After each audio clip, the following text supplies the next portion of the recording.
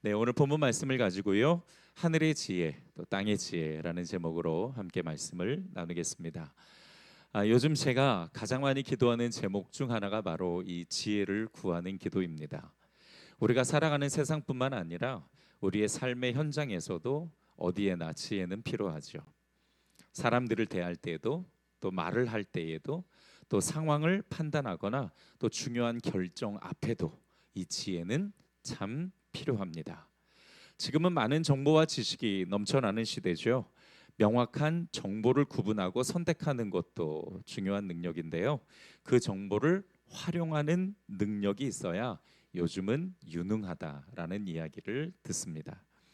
더 나아가서 신앙생활에서도요, 이 지혜는 정말 꼭 필요한 영성입니다. 왜냐하면 우리는 하늘의 지혜를 가지고 세상을 살아가야 되는 영적인 사람이기 때문입니다.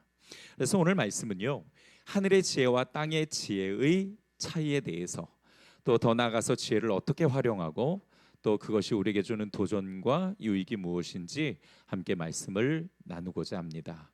와, 지루하겠다, 그렇게 편견을 가지고 듣지 마시고요, 내게 주시는 하나님의 음성으로 받으시고 오늘 말씀을 통해서 우리의 지혜의 근본이신 하나님께 더 가까이 가는 은혜가 있기를 주님의 이름으로 축복합니다. 요한복음 8장을 보게 되면요, 유대 지도자들이 예수님을 감옥에 집어넣으려고 고소할 구실을 찾기 위해서 가늠한 여인을 현장에서 붙잡아 왔습니다. 그리고 예수님께 묻습니다. 선생이요, 이 여자가 가늠하다 현장에서 잡혔는데 모세는 율법에 이런 여자들은 돌로 쳐 죽여야 한다라고 명령했습니다.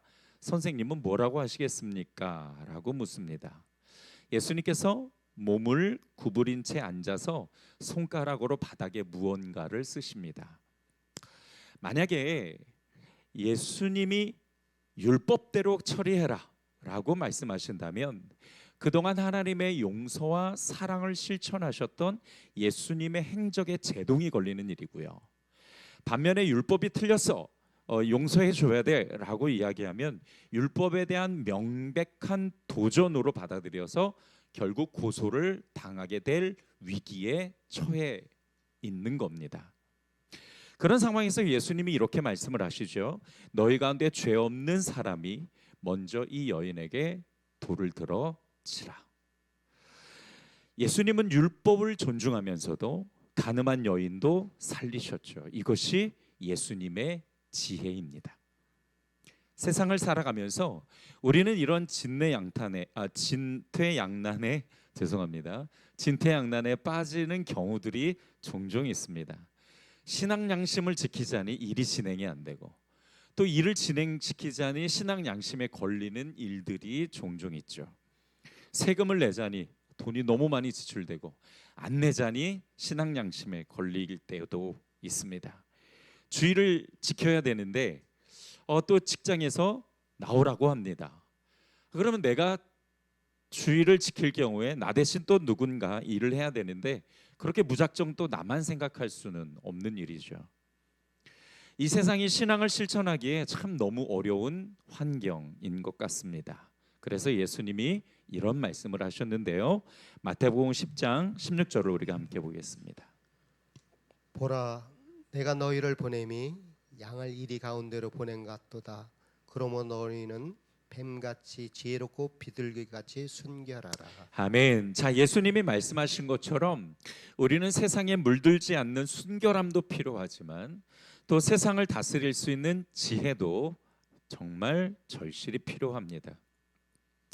그래서 참 지혜가 중요한데요, 여러분, 지혜하면 성경에서 떠오르는 대표적 인물이 있죠. 누굽니까?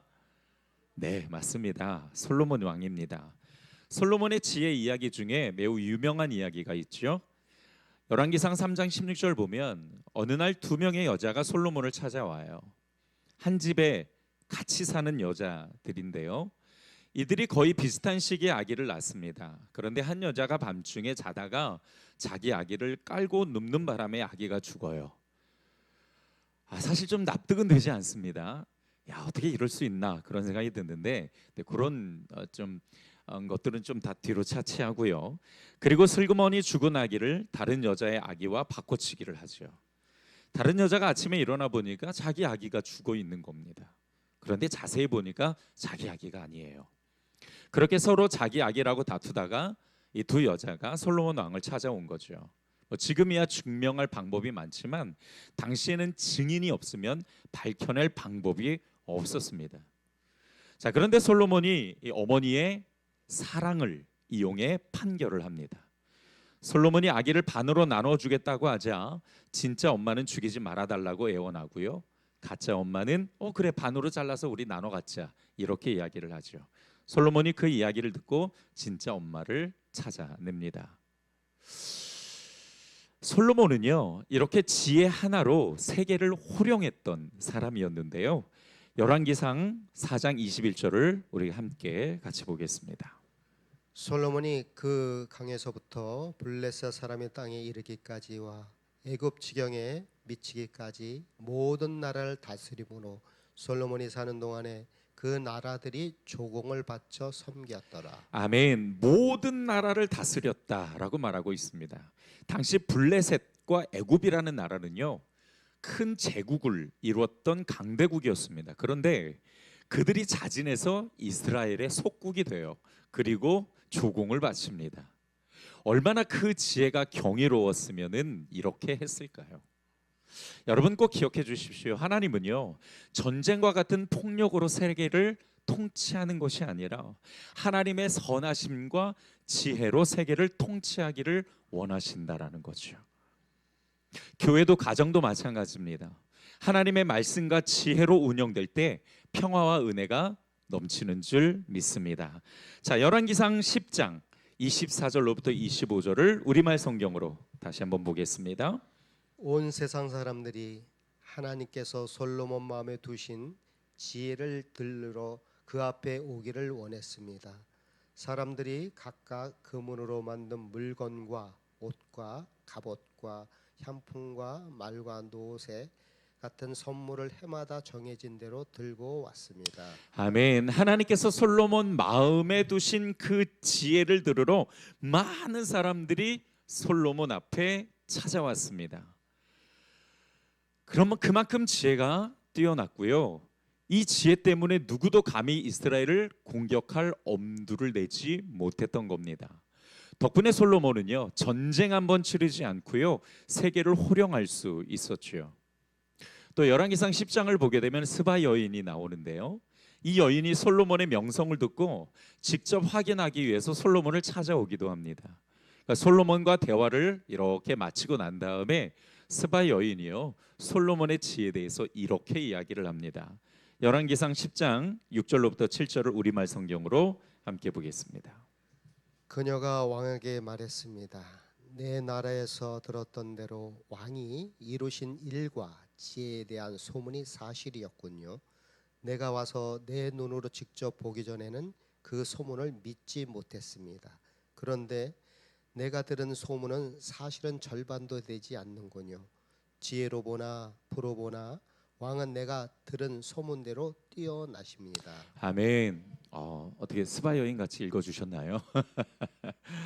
네, 하나님이 솔로몬에게 주신 지혜와 또 그 은혜는 세상을 평정했을 뿐만 아니라 세상에 평화를 가져다 주고요 부귀와 영화를 주었습니다.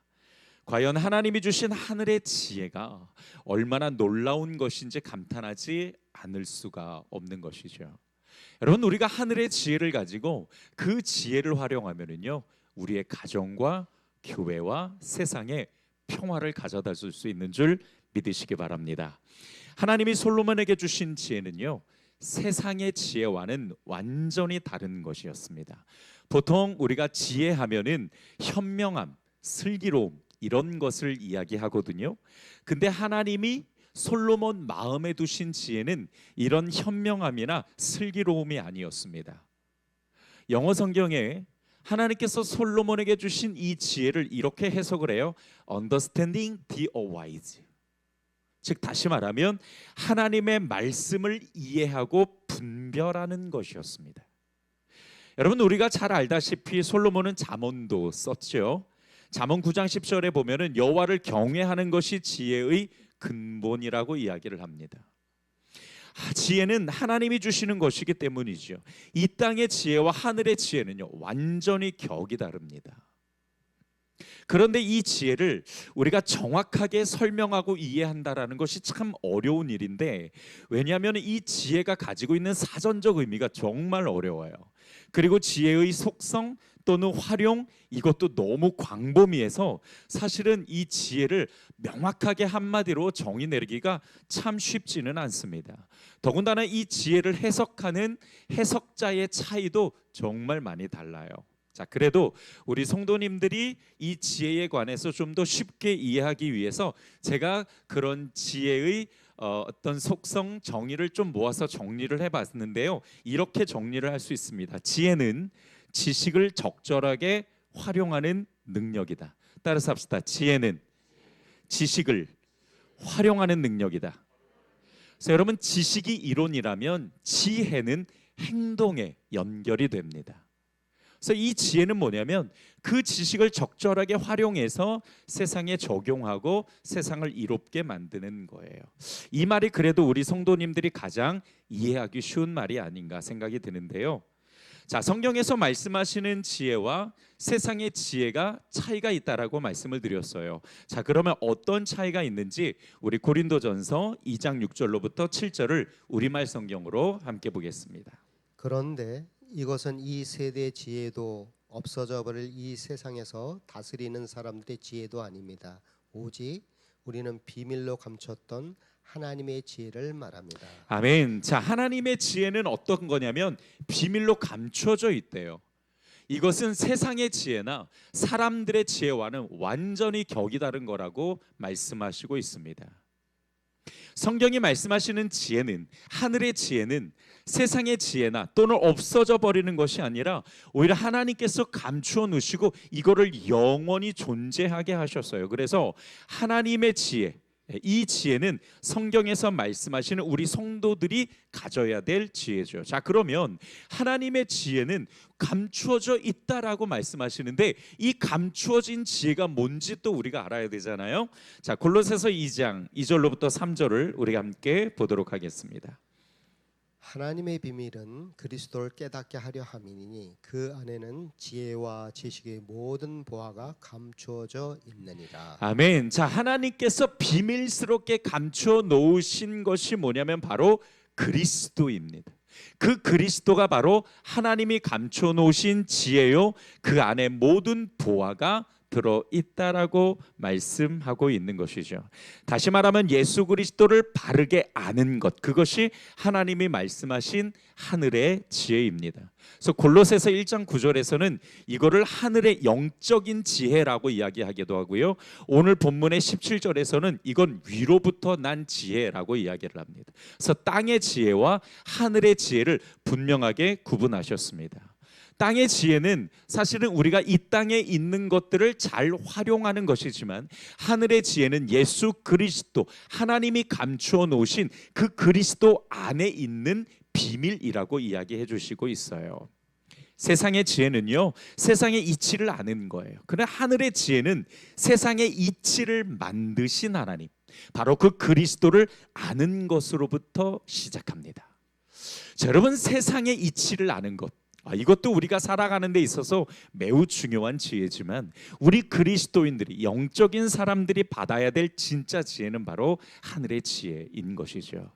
제가 저희 집에 비누곽이 없어요. 근데 다른 식구들은 전부 폼 클렌징, 다 여자들이니까 폼 클렌징을 쓰는데 저는 도저히 폼 클렌징을 쓰기가 좀 그래서 저 혼자만 비누를 쓰거든요. 근데 비누곽이 없어요. 비누곽이 없이 이렇게 여러분 컵홀더 이렇게 동그랗게 이렇게 붙어 있는 거 있잖아요. 거기에다가 늘 비누를 놓거든요. 근데 이 비누가 클 때는 괜찮은데 점점 쓰면 자가지가 자꾸 밑으로 떨어지는 거예요. 이거를 어떻게 할까? 거기 홀에 맞는 비누곽을 찾는 것도 참 어렵고, 그래서 한참 고민을 하다가 답을 못 찾았어요. 그런데 어제 제가 교회 와서 남자 화장실에 짠 하고 들어갔는데요, 와, 놀라운 일이 벌어졌어요. 비누곽이 있는데 거기에 그 고무줄이 감겨져 있는 거야, 4개가. 그리고 누가 거기다가 비누를 딱 올려놨더라고요. 진짜 기가 막히다. 야, 이게 정말 지혜구나. 야, 이거는 꼭 내가 설교 때 활용해야지 라고 생각하고서는 말씀을 드리는데, 그리고서는 고민을 했죠. 야, 고무줄을 이렇게 활용할 수도 있구나. 그래서 제 집에다가 그 컵홀더에다가 고무줄을 3개를 묶어 놓으려고요. 아직은 안 했는데 오늘 가면 꼭 좀 해보려고. 어제는 또 설교 준비하느냐고 못했고 꼭 해보려고. 너무 좋은 지혜예요. 여러분, 이렇게 지식을 활용할 수 있는 것도 우리 생활에서 지혜지만, 정말 우리 그리스도인들이 가져야 될 지혜는 하늘의 지혜요. 그 지혜는 누구 안에 있다? 예수 그리스도 안에 있는 것입니다. 이거는 정말 비교할 수가 없죠. 이 그리스도 안에 있는 지혜는 어그러진 이 세상을 거룩하고 흠이 없는 삶을 살아가게 할 뿐만 아니라 하나님 나라를 준비할 수 있게 해주시는 줄 믿으시기 바랍니다. 여러분, 세상 사람들이 가지고 있는 지혜는 땅의 지혜예요. 그러다 보니까는 세상의 가치와 그리고 세상의 소유를 목적으로 두는 겁니다. 그러나 우리가 가지고 있는 하늘의 지혜는 전혀 다르죠. 우리는 영적인 가치를 알고 그 영적인 가치 안에 담겨져 있는 하나님께서 숨겨놓으신 그리스도 안에 있는 구원과 은혜와 영성과 보혈의 능력, 이런 영적인 가치를 알고 있기 때문에 우리는 그 하늘의 지혜를 가지고 이 땅에 살아가게 되는 것입니다. 그러면 여러분 보세요. 땅의 지혜를 가진 사람들은 앞서 말씀드렸듯이 그렇게 물건을 활용할 수 있는 지혜지만, 우리 그리스도인들이 이 땅에서 살아가는 하늘의 지혜를 가지고 살아가는 삶의 모습은 정말 다른 거예요. 여러분, 오늘 찬양 중에 행복이라는 찬양이 있었습니다. 사람들의 행복의 기준은 뭐예요? 소유죠. 세상의 것에 있습니다. 우리의 행복은요? 찬양 부르셨잖아요. 우리 행복은 뭐예요? 하나님의 자녀로 살아가는 것. 보십시오. 화려하지 않아도 정결하게 사는 삶, 가진 것이 적어도 감사하며 사는 것, 내게 주신 작은 힘 나눠주며 사는 것, 눈물 날 일 많지만 기도할 수 있는 것, 억울한 일 많지만 주를 위해 참는 것, 비록 작은 삶이지만 주 뜻대로 사는 것, 이것이 나의 삶의 행복이라오. 세상은 알 수 없는 하나님의 선물, 이것이 행복이라오. 하나님의 자녀로 살아가는 것, 이것이 행복이라오. 여러분, 이것을 행복으로 가지고 살아갈 수 있는 이유가 뭡니까? 영적인 가치를 알고 있는 하늘의 지혜, 그 지혜가 우리 안에 있기 때문인 줄 믿으시기 바랍니다. 자, 그런데 사실 그리스도 안에 있는 그 하늘의 지혜, 어떻게 보게 되면은 우리는 예수 그리스도를 알고 믿기 때문에 이미 그 하늘의 지혜를 우리가 가졌다라고 볼 수 있습니다. 그런데 우리가 현실적으로 보면은 하늘의 지혜를 얼마나 실천하고 살아가는가라는 질문에는 우리가 대답하기가 참 쉽지 않아요. 그런데 여러분께 꼭 한 가지 말씀드리고 싶습니다. 우리가 점진적으로 예수 그리스도를 아는 지식이 자라나고 또한 그를 믿는 믿음이 성장하고 단단해질수록 하늘의 지혜를 더 많이 갖게 되고 그 지혜를 활용할 수 있는 능력이 배가가 되는 줄 믿으시기 바랍니다. 여러분, 우리 사람의 발달 과정 중에서요, 우리가 유아기가 있고 그다음에 청년기가 있고 중년기가 있고 노년기가 있고 이러잖아요. 여러분, 사람의 그 지혜가 가장 높이 있는 때가 언제인지 아십니까? 청년기? 중년기? 아니에요. 노년기입니다. 이 노년기 때 사람의 지혜가 가장 왕성한 때예요. 하나님이 그렇게 만드셨어요. 왜요? 그동안 살아왔던 인생을 통합하면서 그 지혜가 늘어나기 때문이죠. 마찬가지예요. 여러분, 우리가 예수를 닮아가며 예수를 아는 지식이 늘어나고 또한 우리가 예수를 믿는 그 믿음이 더욱 든든하고 성장할수록 하늘의 지혜도 더 커질 뿐만 아니라 이 땅에서 그 지혜를 활용할 수 있는 능력도 커지는 줄 믿으시기 바랍니다. 이 지혜를 어떻게 하면 우리 성도들에게 더 이해를 잘 시킬 수 있을까 참 고민이 많았어요. 그런 고민을 하다가 좋은나무 성품학교의 이영숙 박사님이라는 분이 계시는데, 이분이 참 유명한 것은 우리 교회에 이 성품 훈련을 처음 만드신 분이기도 하거든요. 이분이 지혜를 이렇게 정의를 합니다. 내가 알고 있는 지식을 나와 다른 사람들에게 유익이 되도록 사용할 수 있는 능력. 다시 우리 같이 한번 읽어봅시다. 시작. 내가 알고 있는 지식을 나와 다른 사람들에게 유익이 되도록 사용할 수 있는 능력. 자, 이것을 우리가 기독교적 세계관으로 옮겨보면 이렇게도 바꿔갈 수 있어요. 예수 그리스도를 아는 지식을 나와 다른 사람들에게 유익이 되도록 사용하는 것. 우리 같이 한번 읽어볼까요? 예수 그리스도를 아는 지식을 나와 다른 사람에게 유익이 되도록 사용하는 것. 이것이 바로 기독교 세계관으로 보는 지혜입니다. 자, 그렇다면 하나님이 주시는 이 하늘의 지혜를 우리가 어떻게 활용해야 될까요? 앞서 말씀드렸듯이 우리는 이미 예수 그리스도를 알고 믿고 있기 때문에 하늘의 지혜를 갖고 있다고요. 그런데 중요한 것은 이 지혜를 우리가 어떻게 활용해야 될까? 이 지혜의 활용처를 오늘 본문 17절로부터 18절에서 7가지를 말씀해 주시고 있습니다. 와, 이제 설교 아직 중간 가는데 7가지 언제 하냐? 짧게 할 거니까 너무 염려하지 마시고요. 자, 오늘 본문 17절로부터 18절 우리 장로님들 읽어주시고 우리 같이 한번 한 목소리를 읽어보겠습니다. 시작.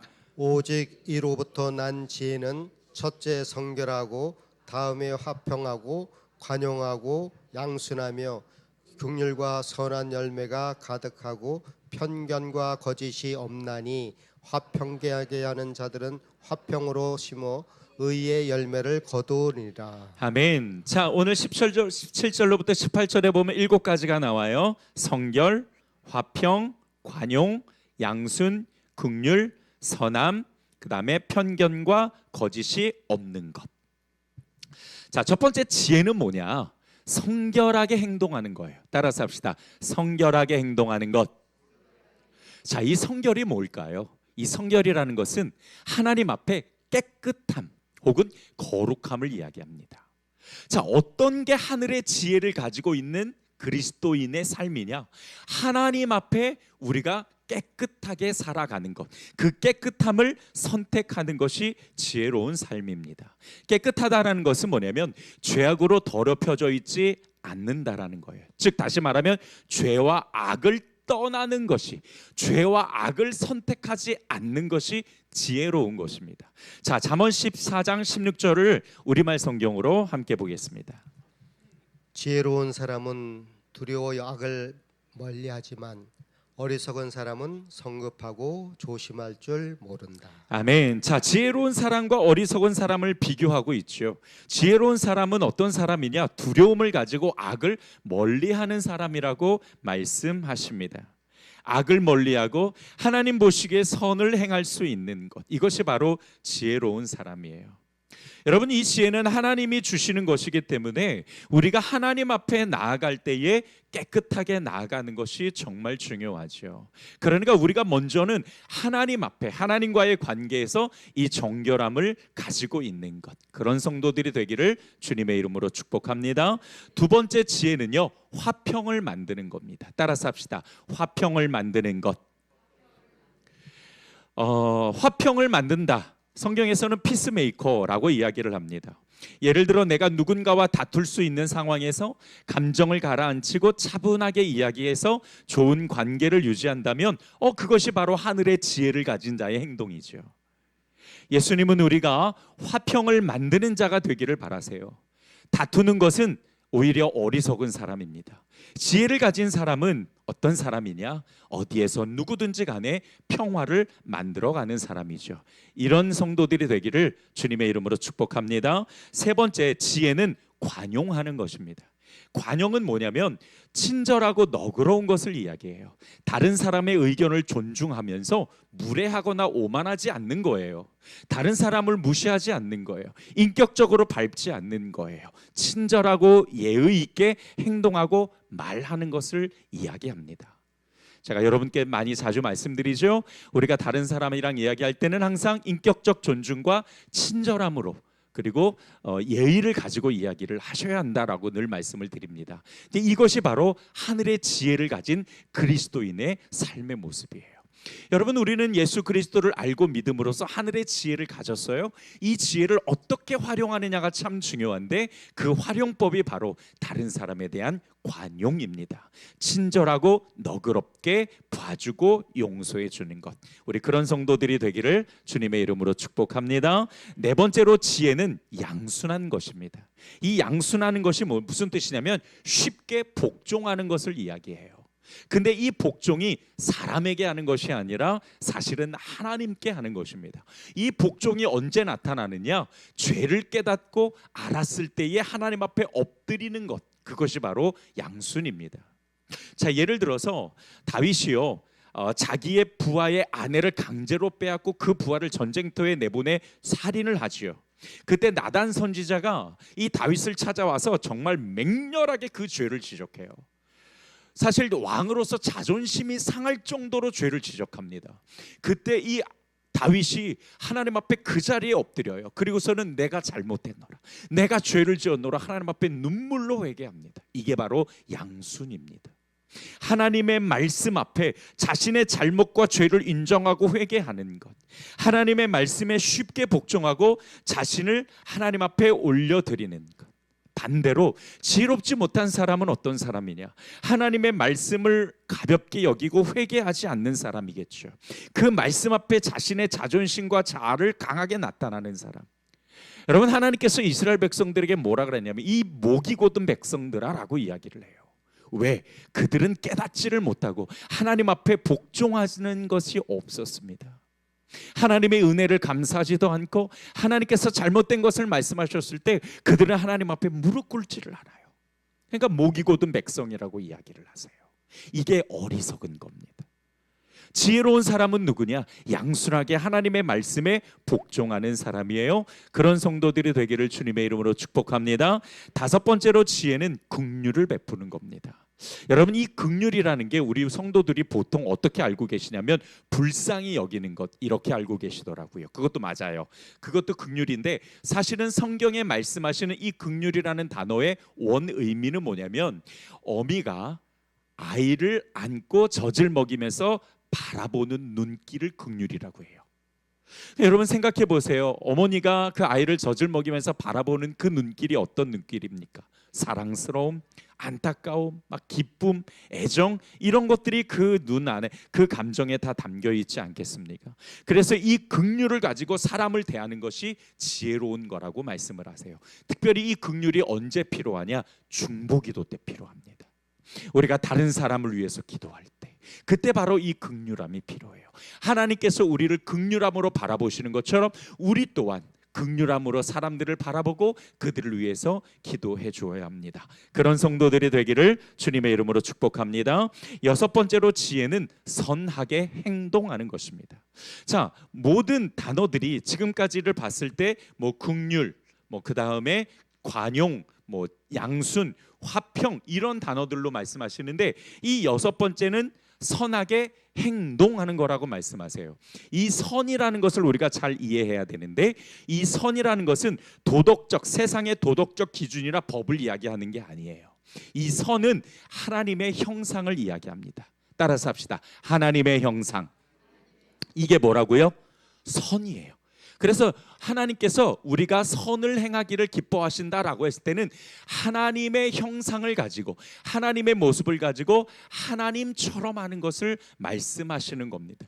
그래서 하나님의 기준으로 봐서 옳고 그름을 분별할 수 있는 능력을 가지고 하나님의 형상을 닮아 행동하는 것을 지혜롭다라고 이야기를 하는 거예요. 다른 것들에 대해서는 열매가 없는데 유독 이 선함에 관해서는 오늘 성경이 열매를 같이 붙이는 것을 보게 돼요. 왜냐하면 이 선함의 열매는 즉 하나님의 형상을 찾아가는 것이기 때문에 그렇게 말씀해 주시고 있는 겁니다.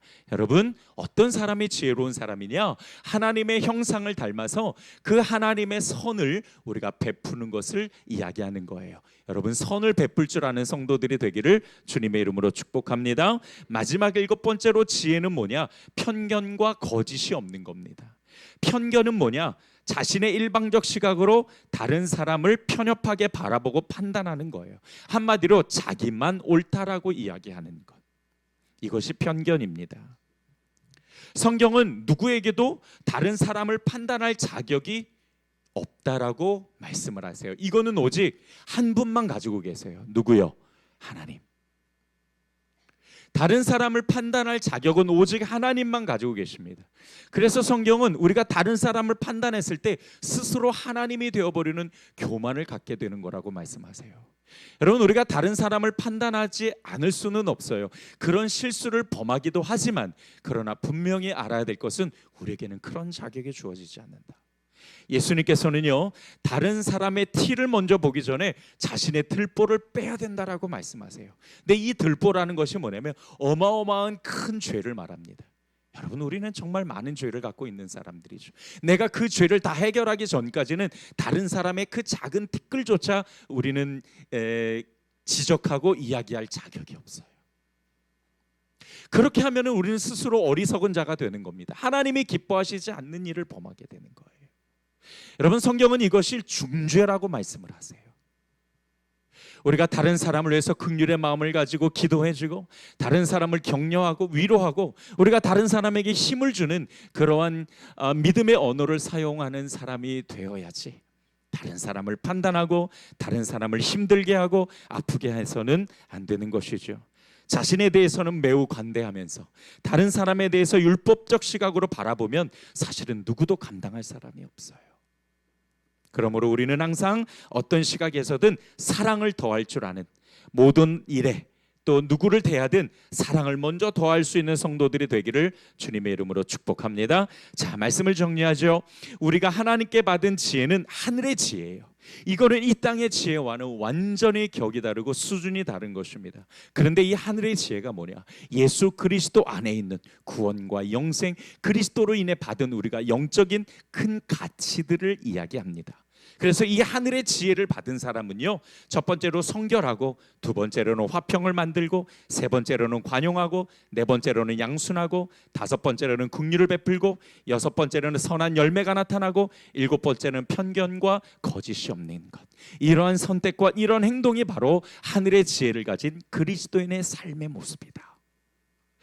앞서 말씀드렸듯이 우리가 실수가 없을 수는 없어요. 이 일곱 가지를 우리가 완벽하게 다 해낼 수는 없지만, 적어도 우리가 하늘의 지혜를 가진 자로서, 예수 그리스도를 알고 믿는 자로서 우리에게 주신 이 지혜를 아름답게 활용하여서 하나님께 영광 돌릴 수 있는 성도들이 되기를 주님의 이름으로 축복합니다. 기도하겠습니다. 좋으신 아버지 하나님, 오늘 주신 말씀으로 우리가 함께 진리를 삼아 이제 한 주간 우리가 지혜롭게 살아가는 성도들이 될 수 있도록 인도하여 주시옵소서. 예수님의 이름으로 기도드렸습니다. 아멘.